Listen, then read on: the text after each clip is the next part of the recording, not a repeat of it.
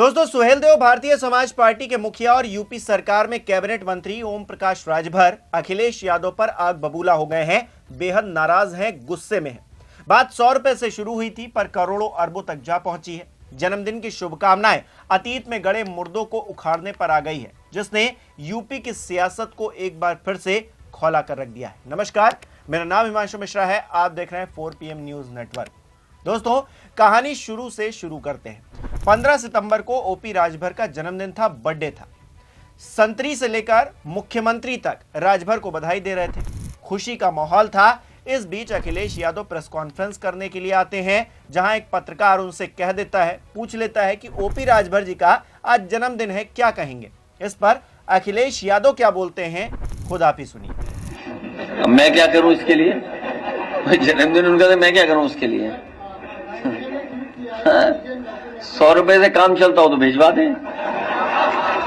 हम तो जो 100 रुपए देते हैं उन्हें, किसी को भी जन्मदिन हो तो।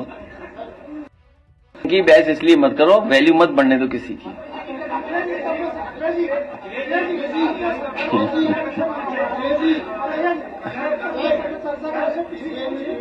तो सुना आपने दोस्तों, मैं क्या करूं, बोलो तो 100 रुपया भिजवा दूं। ये शब्द बोलकर अखिलेश यादव ने सियासी बवंडर खड़ा कर दिया। ओपी राजभर की खुशी पर ग्रहण लग गया मानो। उन्हें इतना गया गुजरा साबित कर दिया अखिलेश यादव ने, मानो उनकी कोई तवज्जो ही नहीं है, कोई इज्जत ही नहीं। राजभर अपने जन्मदिन वाले दिन कड़वा घूंट पीकर रह गए, लेकिन अगले ही दिन, जैसे ही जन्मदिन खत्म हुआ, अगले ही दिन अखिलेश यादव पर हमलावर हो गए, खूब खरी खोटी सुनाने लगे। लंबा चौड़ा ट्वीट भी लिख डाला, जिसमें ना भूत छोड़ा ना भविष्य छोड़ा। आप भी देखिए कि आखिरकार राजभर साहब अपने ट्वीट में लिख क्या रहे हैं। लिख रहे हैं, समाजवादी पार्टी को सिर्फ पैसा ही दिखाई देता है। सपा सरकार में पैसों की लूट खसोट करते रहे, इसीलिए आज भी जन्मदिन की शुभकामनाएं देने की जगह पैसों के आधार पर बातें कर रहे हैं। सत्ता से दूर हुए 8.5 साल बीत चुके हैं, कमाई का रास्ता बंद हो गया है, इसीलिए अब 100 रुपए की बात कर रहे हैं।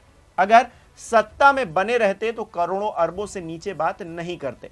ओपी राजभर आगे लिख रहे हैं, ईश्वर करे जनता के पैसों से महलों में ऐश करने वाले अब पाई पाई का हिसाब रखें। मेरे जन्मदिन पर अखिलेश यादव जी की शुभकामनाओं की मुझे कोई जरूरत नहीं है। हमारे शुभ की कामना प्रधानमंत्री नरेंद्र मोदी, गृह मंत्री अमित शाह और मुख्यमंत्री योगी आदित्यनाथ जी कर रहे हैं, जो वास्तव में जनता के लिए सोचते हैं। जनता के हित में काम करने वाले नेताओं की शुभकामनाएं मेरे लिए काफी हैं। समाज को बांटने की राजनीति करने वाले अपनी शुभकामनाएं और अपना 100 रुपया अपने पास ही रखें। हमारे पास पैसा भले ना हो, लेकिन ईमानदारी और जनता की सेवा का संकल्प है। हाँ, इतना जरूर है कि अगर कभी अखिलेश यादव जी को बुरे वक्त में जरूरत पड़ी तो हम अपने खेत से निकलने वाले अनाज और सब्जी की मदद देने से पीछे नहीं हटेंगे, क्योंकि हमारी संस्कृति मदद करने की है, दिखावा करने की नहीं। अब आप इन शब्दों के जरिए समझ सकते हैं कि राजभर के मन में क्या चल रहा है। राजभर की जो नाराजगी है, जो गुस्सा है, वो अपने शब्दों में साफ तौर से बयां कर रहे हैं। हालांकि ये बात अलग है कि एक वक्त राजभर अखिलेश यादव के कसीदे पढ़ा करते थे, उनके साथ गठबंधन में रहकर भाजपाइयों को कोसा करते थे, लेकिन अब वक्त बदल गया है, हालात बदल गए हैं, गठबंधन बदल गया है। अखिलेश भी राजभर पर कम ही बोलते हुए नजर आते हैं, एक तरह से इग्नोर करने की कोशिश करते हैं, क्योंकि वो अच्छे से जानते हैं कि कल को सरकार बदली तो राजभर भी पाला बदलने में देर नहीं लगाएंगे, क्योंकि उनको सत्ता में बने रहने का शौक जो हो गया है। वैसे राजभर का सियासी सफर काफी दिलचस्प रहा है। 1981 में बहुजन समाज पार्टी के संस्थापक काशीराम के साथ जुड़कर उन्होंने राजनीति में एंट्री ली। 1980 के दशक में वो बसपा के वाराणसी जिला अध्यक्ष बने। 1995 में उन्होंने अपनी पत्नी राजमती को वाराणसी जिला पंचायत सदस्य के रूप में जितवाया। 1996 में बसपा से कोल असला अब पंडरा विधानसभा सीट से चुनाव लड़ा, लेकिन हार गए। इसके बाद 2001 में बसपा सुप्रीमो मायावती से उनका मतभेद हो गया, खासकर भदोही का नाम बदलकर संत रविदास नगर करने के मुद्दे पर। इससे नाराज राजभर ने 27 अक्टूबर 2002 को वाराणसी के महाराजा सुहेलदेव पार्क में सुहेलदेव भारतीय समाज पार्टी की स्थापना कर डाली। ये पार्टी राजभर समुदाय राजा सुहेलदेव के नाम पर आधारित है और पूर्वी उत्तर प्रदेश जैसे कि गाजीपुर जिले में बलिया, मऊ, जौनपुर, यहाँ पिछड़े वर्गों के हितों के लिए काम करने का दावा करती है। 2004 से ओपी राजभर अपनी पार्टी के टिकट पर चुनाव लड़ने लगे। शुरुआत में पार्टी को सफलता नहीं मिली, लेकिन राजभर ने धीरे धीरे अपना वोट बैंक मजबूत किया और अपनी जगह उत्तर प्रदेश की राजनीति में बनाई। 2014 के बाद राजभर पिक्चर में साफ तौर से दिखाई भी देने लगे। अब मैं आपको एक चार्ट दिखाता हूं कि राजभर का सियासी सफर 2014 के बाद कैसा रहा है। तो 2014 का लोकसभा चुनाव, जिसमें एकता मंच छोटी पार्टियों का ये गठबंधन 13 सीटों पर लड़े, कुल 1,18,947 वोट मिला, जो कि कुल वोट का 0.02% था। कोई सीट नहीं जीत पाए। पूर्वी यूपी में एक पहचान जरूर बन गई।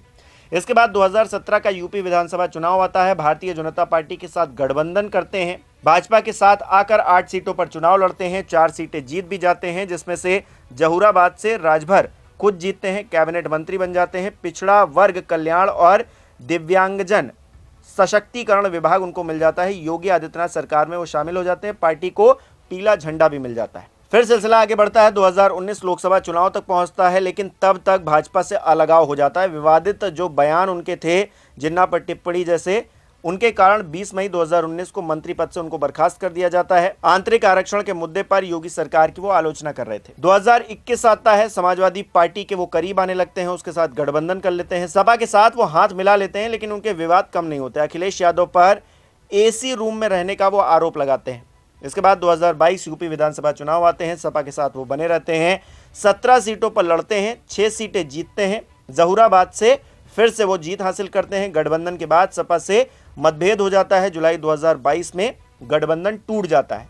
2023 आता है, एनडीए में फिर से वापसी होती है। काफी लंबे वक्त बाद वापसी हो रही थी और कहा यही जा रहा था कि मंत्री पद को लेकर ये वापसी हो रही है, साठगांठ हो गई है, बातचीत हो गई अंदर खाने। जुलाई 2023 में अमित शाह से मुलाकात के बाद भाजपा के साथ फिर से राजभर जुड़ जाते हैं। पूर्वी यूपी में भाजपा को मजबूत करने का वो दावा करते हैं। इसके बाद दोस्तों 2024 का लोकसभा चुनाव आता है। उसमें राजभर का क्या हाल रहा हम सभी ने देखा। और अब पंचायत चुनाव को लेकर चर्चा हो रही है, 2027 के विधानसभा चुनाव को लेकर चर्चा हो रही है। यानी कि कुल मिलाकर अगर देखा जाए 2019 के बाद का जो इतिहास है वो दिखाता है सत्ता के लिए राजभर सियासी तौर पर पलटी मारने से पीछे नहीं हटेंगे। वैचारिक रूप से उनकी कथनी और करनी में फर्क नजर आता है। उनकी पार्टी में ही बगावत होती हुई दिखाई देती है। हालांकि जिस संघर्ष को वो लड़कर आए हैं, बताया जाता है कि ओपी राजभर के जो पिता हैं सन्नू राजभर कोयला खदान में मजदूरी किया करते थे। ओपी राजभर ने खुद टेम्पो चलाकर अपने परिवार का भरण पोषण किया है। गरीबी को उन्होंने बेहद करीब से देखा है। लेकिन सत्ता के सिंहासन पर दोस्तों अगर कोई चढ़ जाता है तो अच्छे से अच्छा नेता बदल जाता है, उसके विचार बदल जाते हैं। फिलहाल राजभर अखिलेश यादव के खिलाफ हैं। अखिलेश की 100 रुपए वाली बात राजभर के दिल को घायल कर गई है और राजभर जिस तरह से हमलावर हो गए हैं उसकी एक नजीर देख लीजिए। नहीं ना आने दीजिए, कहीं और गरमाते हैं हमने। ये जो बहुत उछल रहे हैं लोग ना, तो इन लोगों की हालत अब धीरे धीरे खत्म हो रही है। इन लोगों ने जो समाज का शोषण किया है, जो समाज के पैसे को लूट करके इन लोगों ने जो मनमानी की है, अब उस पर अंकुश लग रहा है। 8.5 साल से पगलाए हुए हैं अखिलेश जी। अब उनको करोड़ों की बात याद नहीं आ रही है, अब सैकड़ों की बात याद आ गई। अब आने वाले दिनों में घबराओ नहीं, अब दहाई में जाओगे, 10 रुपए के लिए चर्चा करोगे, वो स्थिति पैदा होगी। ये क्या बोलेंगे, क्या बात करेंगे लोग? ये अपने ही समाज के शोषण करने वाले लोग हैं। जिस तरह समाजवादी पार्टी से ये लोग सीखे हैं, समाजवादी पार्टी जो अति पिछड़े समाज है उसका शोषण करते हैं, मुसलमानों का शोषण करते हैं, उसी तरह दलितों का शोषण करते हैं समाजवादी पार्टी के लोग। उसी तरह ये ओवैसी या मुस्लिम जो बोल रहे हैं, ये वही लोग हैं जो समाजवादी पार्टी को वोट देने दिलाने वाले लोग हैं। समाजवादी पार्टी से अलग हो चाहे उसी में रह करके ये हक लूटने वाले लोग हैं अपने अपने कम्युनिटी का। पिछड़ों की बात करते हैं अखिलेश, पिछड़ों के नेता है ना। पिछड़ों में राजभर भी, चौहान, बिंद, केवट, मल्ला, आरा करके बंसी, बंजारा, बहलिया, कंघार भी आता है, जोल्हा, दुनिया, अंसारी, साईं, दर्जी, फकीर पिछड़ा में आता है। पिछड़ों का हक कौन लूट रहा है? समाजवादी पार्टी। 86 में 56 एसडीएम यादव को बनाएंगे। अब बात करेंगे अखिलेश जी हिस्सेदारी की, वोट की बात करते हैं, पीडीए की बात करते हैं। हमें पीडीए बता देगा, इस बार इनको समझा देगा, अभी औकात में ला देगा ये पीडीए इनको। यही मालिक हैं, सुप्रीम कोर्ट का मालिक है अखिलेश जी हैं। ये वोट लुटवाने वाले लोग हैं, गुंडागर्दी कराने वाले लोग हैं। इनके बयान जो आते हैं ये देश में आतंकवादी बयान देते हैं। अभी इन्होंने बयान दिया ना, जरा सा भी नहीं समझ आई कि जो नेपाल में हो रहा है हम बिहार में कराएंगे। है औकात? ये कानून का राज है, योगी जी का राज है। मार के वही चमड़ी उधर लेंगे जो सड़क पर उतरेगा। तो कानून का राज है। गुंडाई करोगे तो गुंडागर्दी निकाल देंगे। ये समाजवादी पार्टी की सरकार नहीं है जो तुम गुंडागर्दी की बात सोचते हो।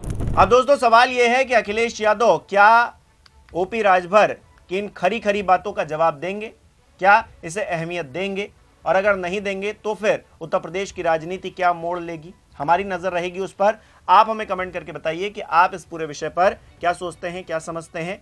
अपनी राय कमेंट बॉक्स में लिखकर हमें जरूर बताइएगा। इस वीडियो को लाइक कीजिए, शेयर कीजिए, हमारे चैनल को सब्सक्राइब नहीं किया है तो वो भी जरूर कीजिए।